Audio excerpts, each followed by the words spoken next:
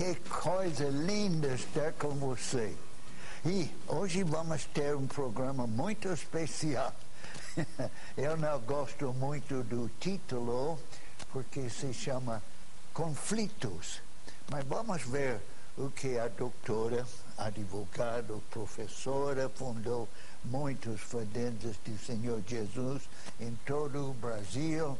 É uma pessoa fantástica e, como você sabe, tem um convidado maravilhoso. Eu lembro desta história. Eu lembro aquela mulher muito feia. Não era brasileira, não. E vi o bêbado no chão.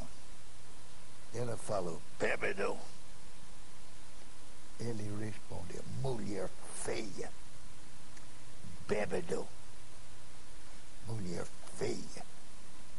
Bêbado. E ele respondeu, não faz mal. Amanhã eu sou bom. Ele resolveu o conflito dele ficando sóbrio. Doutora Núbia, como vamos tratar estas ideias de conflitos? Hein? O senhor sabe que, primeiro, bom dia aos nossos queridos telespectadores. E, a verdade, eu falei bom dia, mas às vezes o programa pode passar à tarde ou à noite, então, minhas saudações. E, Padre Haroldo, eu achei que antes da palavra conflito tem uma mais bonita. Oh, tem? Que se chama mediação de conflito. Então, a palavra mediação já suaviza É o muito conflito. melhor. Muito melhor, eu acho. Então, a parte positiva resolvendo um problema comum, não é? Nosso entrevistado de hoje, o nosso querido amigo Marco Antônio Bortoleto, é assim, Marco Antônio? Bortoleto, Que perfeitamente. está convidado, é um psicólogo, não é? Psicólogo. E além de psicólogo, você tem outro trabalho sem ser mediação de conflito ou a sua carreira em cima da psicologia? Sim, dentro da psicologia e há de alguns 4, 5 anos para cá, como mediador de conflitos também. Então, é uma satisfação estar aqui com vocês, com um trabalho tão bonito que eu admiro muito de vocês. Muito obrigada. Nós é que sentimos honrados com a sua presença. E o título, para mim, chama muita atenção. Mediação de conflito. É como você mencionou em conversas anteriores, tivemos tete a tete, não é? Você falou que é uma situação que acontece diariamente, não é? Em todos os lugares e quase em cada momento da vida, não é? E gostaria que se apresentasse, se possível, porque o nosso programa é muito curto, né? São 22 minutos em 2 blocos e passa rapidamente. Se você pudesse apresentar o que é a mediação de conflito, para que a gente possa dialogar e possa oferecer alguma ferramenta útil para os nossos telespectadores. Então, o que é para você mediação de conflito? A mediação de conflitos é um trabalho que vem sendo estudado há 60 anos nos Estados Unidos, há uns 50 anos na Argentina e uns 15 anos aqui no Brasil, e pelo mundo todo também. Nós percebemos uma necessidade, porque primeiro constatamos que o conflito é inerente ao convívio humano.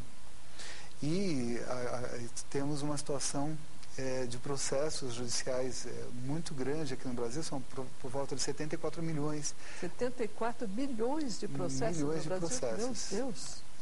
Acontecendo, e a mediação de conflitos é uma forma mais rápida e mais econômica para você ajudar pessoas que estão com uma dificuldade em alguma questão a resolver essa questão que eles estão vivendo e não conseguem sozinhos chegar a algum acordo. Sim. Então é uma oportunidade, ou para a pessoa evoluir, crescer no convívio, no diálogo, ou também uma oportunidade para brigar, né? Então, claro que você vai escolher a primeira, né? Nós vamos escolher.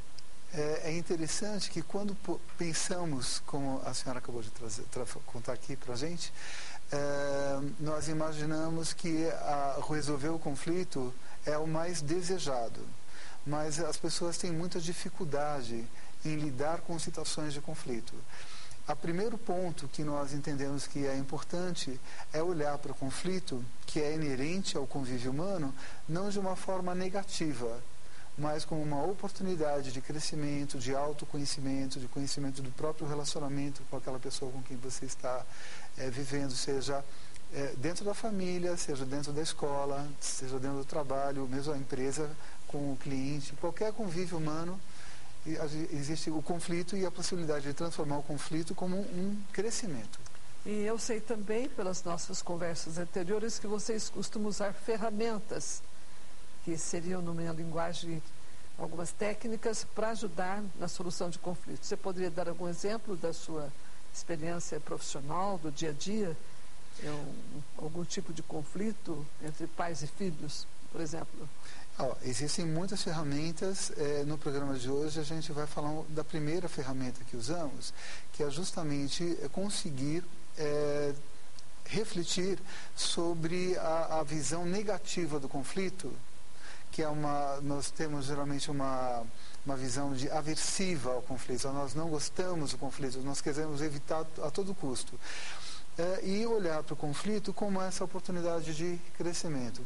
Por exemplo, teve uma família que eu atendi, os pais descobriram que o filho estava usando cocaína. A questão do uso de droga pelos jovens está cada vez maior nos dias de hoje. E a primeira reação que os pais tiveram foi desespero, foi raiva, se sentiram traídos pelo filho. Mas nós colocamos essa ferramenta e lembramos que esse filho, antes de ser usuário de drogas, é o filho querido, é o filho amado, é aquele filho que a gente investiu desde pequeno e que a gente está desejando que tenha uma boa vida, um bom desenvolvimento na vida. Quando a gente consegue olhar para o filho no aspecto positivo, nós olhamos que é um ser que está com dificuldades e precisa de ajuda para resolver um problema. Quando a gente só está com foco na briga, na raiva, eu aumento o conflito, intensifico o conflito e eu perco a possibilidade de ajudar o meu filho que está... Então, a primeira coisa que você faz é fazer os pais, no caso dado aí, é fazer os pais entenderem e olharem que é uma oportunidade para crescimento dele e de olhar com bons olhos, vamos dizer assim, a situação. Exatamente, porque a situação ela aconteceu por muitos motivos, cada situação é uma situação diferente, e só deixar um rótulo que é uma coisa errada, indesejável e que se tem que combater com agressão, nós criamos um campo de batalha que não ajuda a resolver aquilo que está acontecendo. Vai aumentar, você tempestade no copo d'água. E como é que nesse caso você ajudou, vamos dizer, esses pais a resolver o problema? Conseguindo conversar com eles e ajudando eles a lembrar o dia que esse filho nasceu, lembrar como foi o desenvolvimento, lembrar todas as alegrias que esse filho já deu. E isso fez lembrá-los do que eles realmente desejam para a vida dessa criança, que agora já é um adolescente. E dessa forma, os pais puderam mudar o olhar e conseguir ver o que ajuda essa situação. O que realmente vai fazer a comunicação acontecer e transformar a situação do uso de drogas por esse Se você atende uma família, os pais que já estão brigando com os filhos, que já brigaram bastante por causa das drogas, como é que você vai fazer para consertar já essa situação? Já brigaram, já chegam lá desesperados, os dois se atacando, se agredindo, não querendo mais convívio. Como é que você trabalha? Aí tem que... Uma situação de conflitos já instalado, e geralmente como chega. Nós sempre, como o relaxamento, que é a proposta aqui do programa, se a pessoa chega com uma tensão, ela pode, tem várias técnicas de relaxamento, mas se ela não tiver o desejo de fazer o relaxamento, ela vai conseguir relaxar? Não. De jeito nenhum. Então, o primeiro ponto, quando a pessoa está numa situação de conflitos, é lembrar que eu desejo resolver aquele conflito. Se eu tenho foco que eu estou querendo brigar, eu não vou conseguir resolver aquele conflito. Então, nós lembramos que o que realmente a pessoa quer. É só brigar ou é resolver? Quando ela consegue perceber que ela quer resolver o conflito, então ela vai mudar a atitude dela e vai começar a colocar o foco no que é que pode ajudar a resolver essa situação que está gerando tanta dor e sofrimento para mim e para minha família. E quando existe a indisposição de um dos lados, você tem que trabalhar isso então, inicialmente. O processo de mediação de conflitos, ele vai acontecer com as pessoas envolvidas naquele conflito. Quando uma das pessoas não quer participar do processo de mediação, nós podemos fazer alguns atendimentos com aquela pessoa que está querendo resolver o conflito e fazer algumas orientações que ajude essa pessoa a demonstrar para outra pessoa, que é uma pessoa querida, que ela está mudando de atitude, que aquela pessoa é uma pessoa importante, onde ela tem um afeto. Sempre pelo positivo, nós percebemos que tem uma resposta positiva. Quando sempre fomos com violência, com agressividade, a pessoa geralmente se afasta, fica numa situação de defesa, não quer mais ouvir nada. Então, é por isso que é difícil a pessoa... ela só vai participar do processo da mediação. É uma outra ferramenta que usamos, que é o processo, a gente chama de adesão ao processo de mediação, quando ela se sente mais segura, confortável, acreditando que aquilo que é importante para ela, seja o jovem que está usando drogas, e às vezes uma coisa importante para ele é ele ser escutado nas verdades dele, nas mágoas, nas feridas.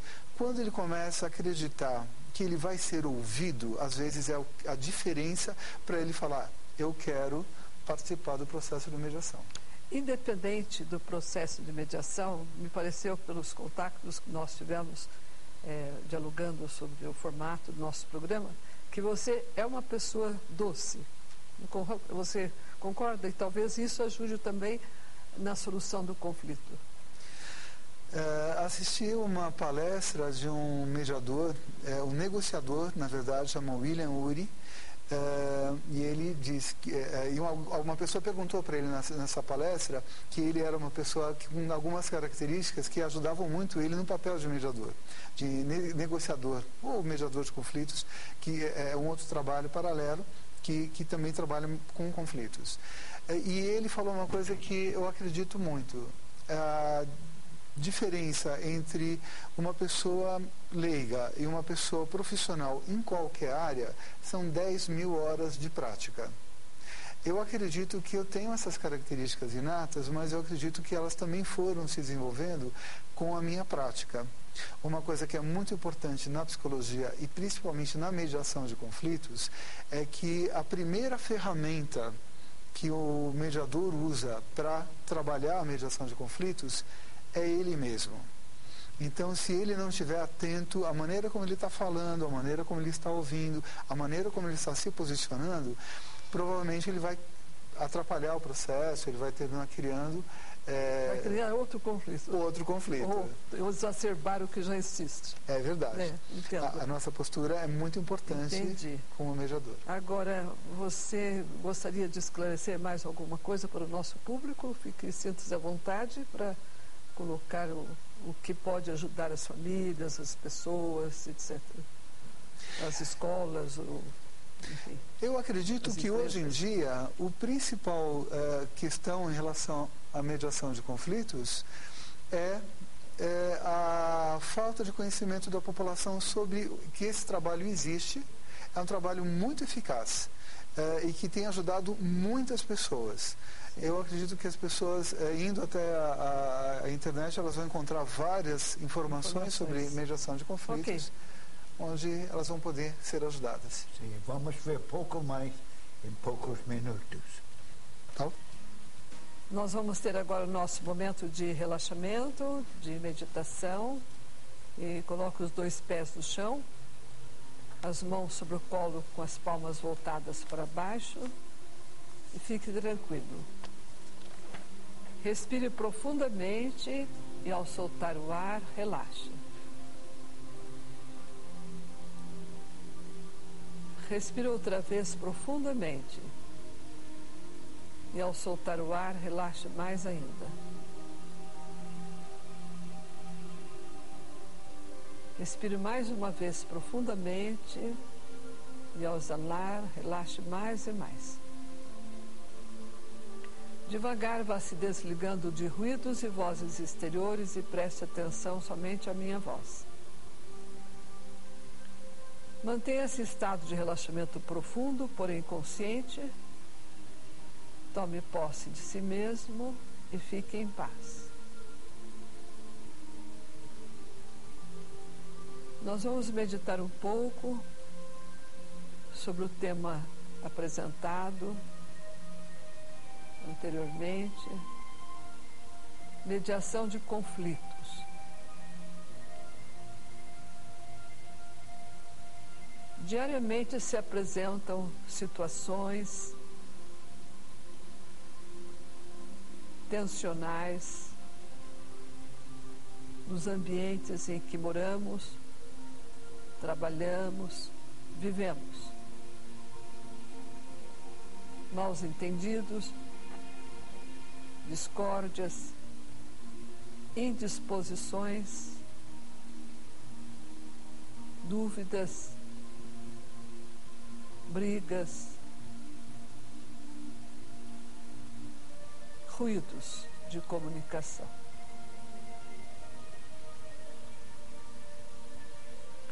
Há um princípio dentro da neurolinguística que cada um faz sempre o que ele pensa que é o melhor,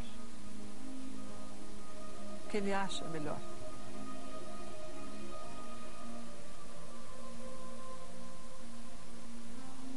E talvez o ensinamento bíblico está em cima disso. Não julgueis e não sereis julgados.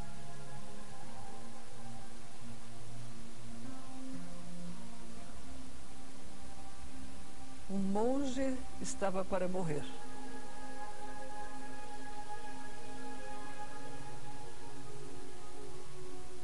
E ele era muito relaxado no mau sentido. Não cumpria as regras, era negligente.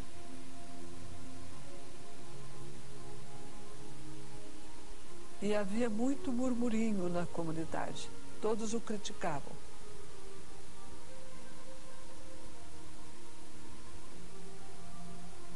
Pediram ao superior para tomar uma providência, no sentido de que aquele monge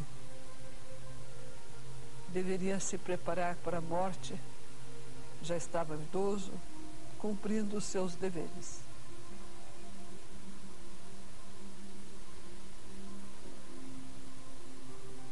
O superior não tomou providências.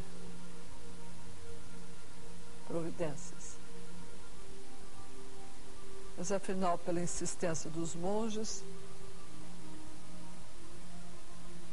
o superior foi junto com todos eles conversar com o enfermo, que tranquilamente respondeu: eu nunca julguei ninguém.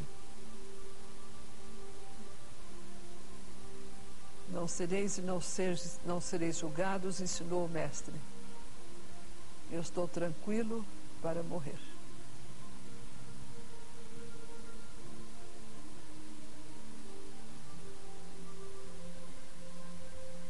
Vamos meditar um pouco no que Marco Antônio, profissional da mediação de conflito, nos ensinou. Como é a palavra-chave, tratar os conflitos.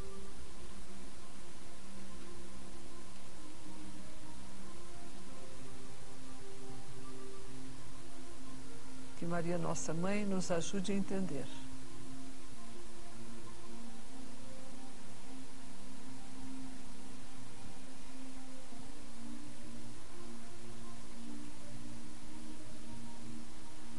Faça a sua oração à sua maneira,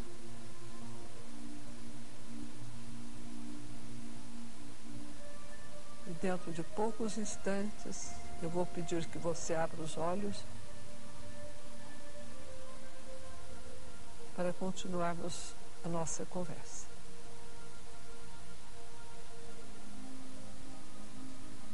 Pode contar de 1 a 5 e abrir os olhos. E voltar à dimensão exterior. Olá, ok? Padre, o senhor gostaria de fazer alguma pergunta ou algumas perguntas ao Marco Antônio? Não, só a conversa, o seu diálogo está me lembrando o que eu estudei anos atrás em filosofia e de Hegel, todo mundo sabe. Ele falou que a tese tem antíteses e daí síntese. Isto que vocês estão falando, nestes conflitos, que usando corretamente tem uma síntese entre as pessoas. Mas vai continuando. Então, Marco Antônio, eu achei que você foi muito feliz e muito claro na sua explicação no primeiro bloco e gostaria que você complementasse com algumas informações que possam ser úteis ao nosso telespectador nesse primeiro programa. Nós temos uma nova série de programas. Serão, dependendo do tempo disponível para nós, 3, 4 ou 5. Eu gostei muito da condução da meditação, e porque ela diz aquilo que realmente é uma visão muito importante na mediação de conflitos. Existe até antigamente falava, se você não faz parte do problema, então você não faça parte da solução. E hoje dizemos que para você fazer parte da solução é aquele que faz parte do problema, ou seja, precisa incluir a visão, o pensamento, o sentimento de todas as pessoas que estão envolvidas naquela situação. E a mediação de conflitos ela vai acontecer na medida em que possa ter escuta da verdade de todos. Escutar a verdade do outro não significa que você está concordando, mas que você está incluindo e está respeitando a visão do outro. E às vezes esse sentimento de se sentir respeitado é o que vai fazer diferença para as pessoas conseguirem chegar numa situação que atenda a todos que estão ali naquele problema. Dr. Núbia, tem poucos segundos e eu vou terminar dizendo que, como eu vejo a vida, quem vive verdadeiramente em Cristo Jesus resolve os seus problemas. Reze por nós, saiba que nós rezamos para você.